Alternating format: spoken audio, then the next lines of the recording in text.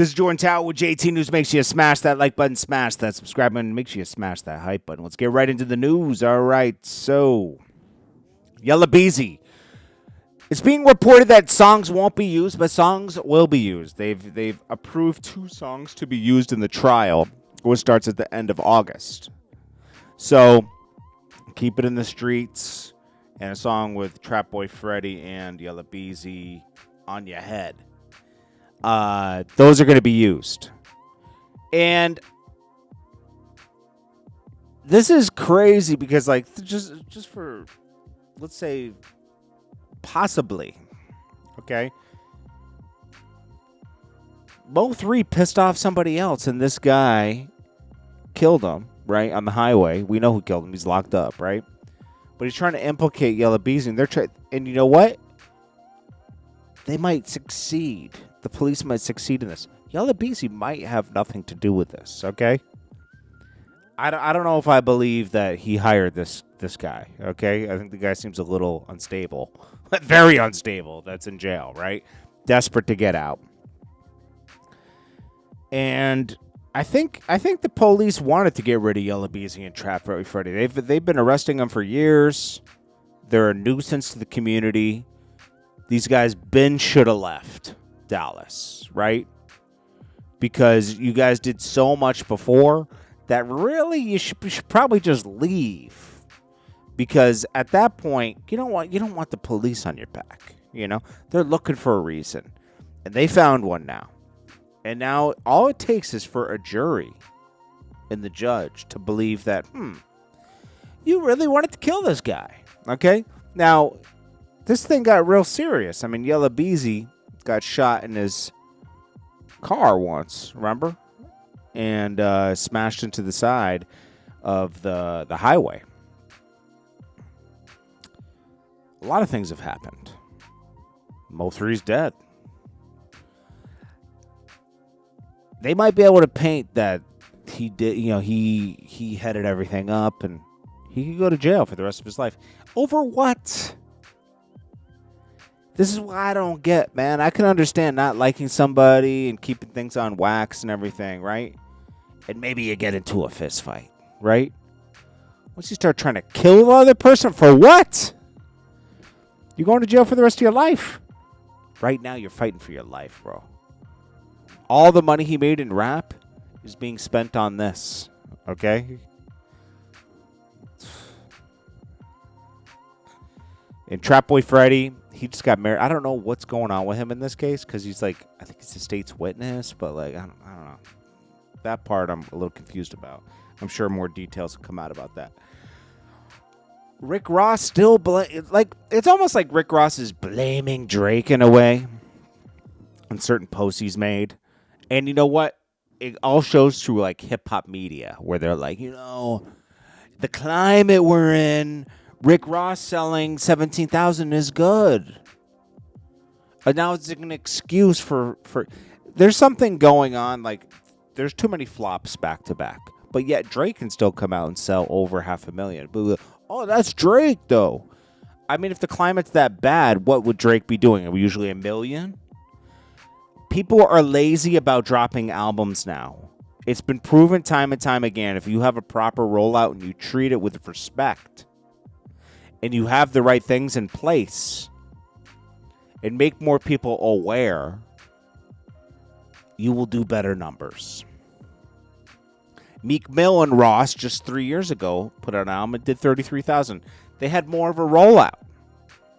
And they didn't split the fan base. Rick Ross 2 years ago. This is what Rick Ross does, and it finally really backfired for him. Remember when Wayne was going through his thing with Birdman? He chose to go at Birdman for Wayne. When he had a relationship with Birdman, this really had nothing to do with him, right? But he said, I'm going to take up for him, and I'm going to really, like, if you already felt like this about Birdman, he was talking about instances on Idols Become Rivals. He's talking about, like, things that happened, like, 20 years prior. So you always felt like this, but you dealt with him, and you almost did an album with Birdman. You're a fake, phony person. I like Rick Ross and how he does he's funny. He's a car show, but like you got to be able to like look at two things, you know, like I can appreciate certain things. Rick Ross is just an entertainer to me. He's not like a real person. Like he's just an entertainer. So I like his acting. I think he's funny. The car shows are fun. You know, he takes advantage of opportunities. But he's not a loyal person, you know. He didn't rush to put on Gunplay and everybody once he got his record deal, and he made it with Hustlin'. He made it look like something like, yeah, this is Triple C's, and, you know, you'll jump on a record here and there, but you didn't really set them up for success, you know? Gunplay and Torch were there forever, right? You chose the easy route later with Meek Mill and Wale because they already had motion. Meek Mill already had Philly on lock.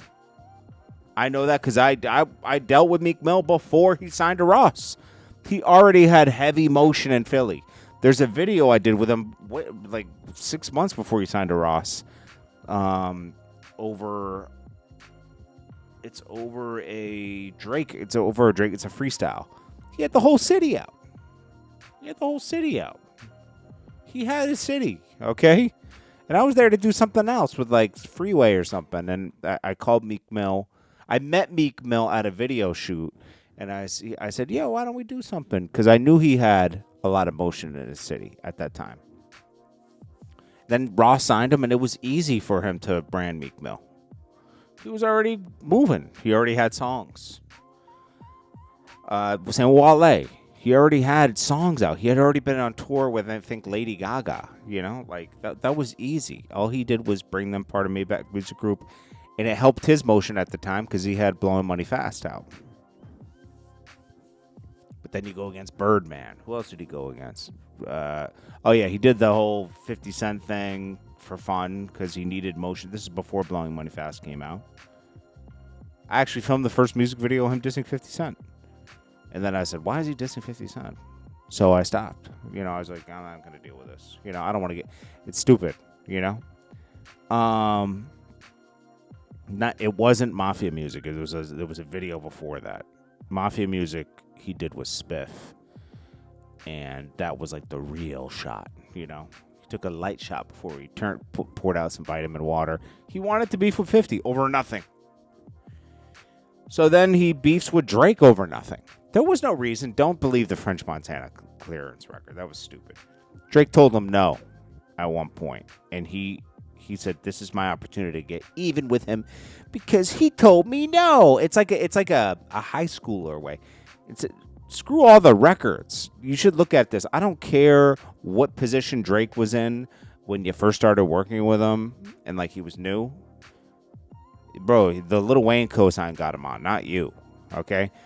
And you should respect the work you guys have together and the money you've made off of Universal pushing Drake and Lil Wayne and the greatness that Drake put into the game.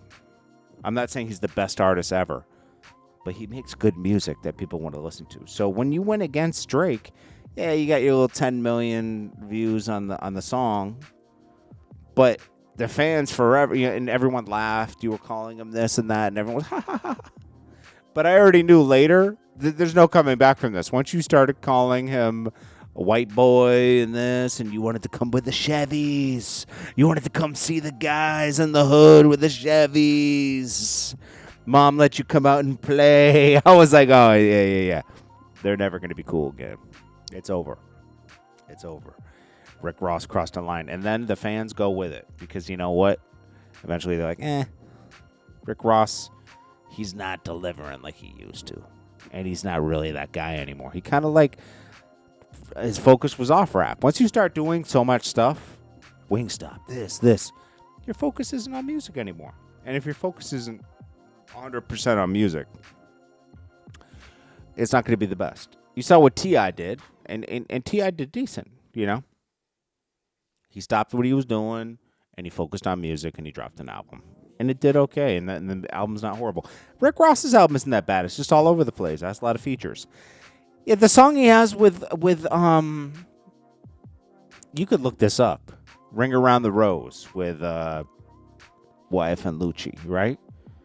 That's not even his concept for a song. He was hired to be on a song called Ring Around the Rose like 10, 15 years ago. And he just brought that song back. I mean, it doesn't get worse than this, bro. Like, Ross is the worst, bro.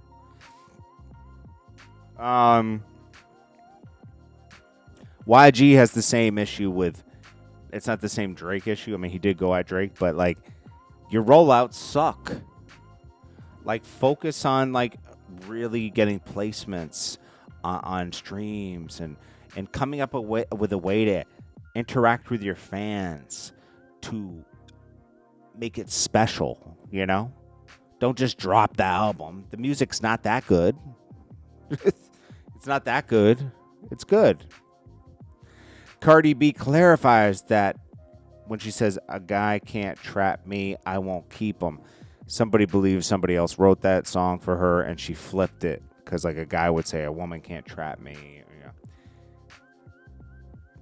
You know. And then she says she meant deleting fetus. Yeah, I get it. Cardi B had somebody probably wrote that song for her. It's fine. It doesn't matter.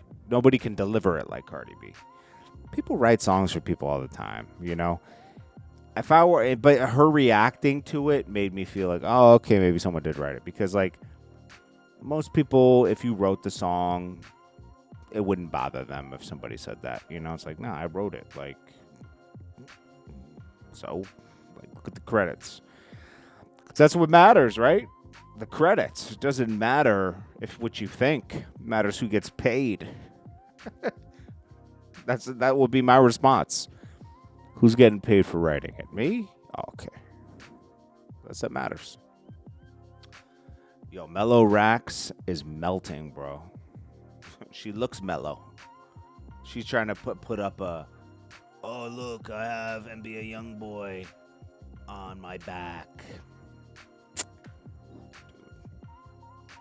He's married, isn't he? Adrien Broner had to have a talk with Dean the Great off stream after he was caught calling Adrien Broner's twin brother, Adrien Broner, homeless on the stream. Because I don't know why I guess they gave him a haircut and gave him a glow up. I don't know, what was going on with him.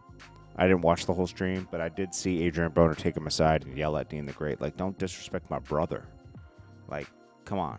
Like, that's his family. Dean the Great has no boundaries.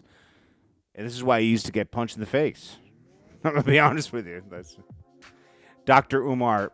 It's not sending Kai Cenat a direct message. It's begging Kai Cenat for an opportunity.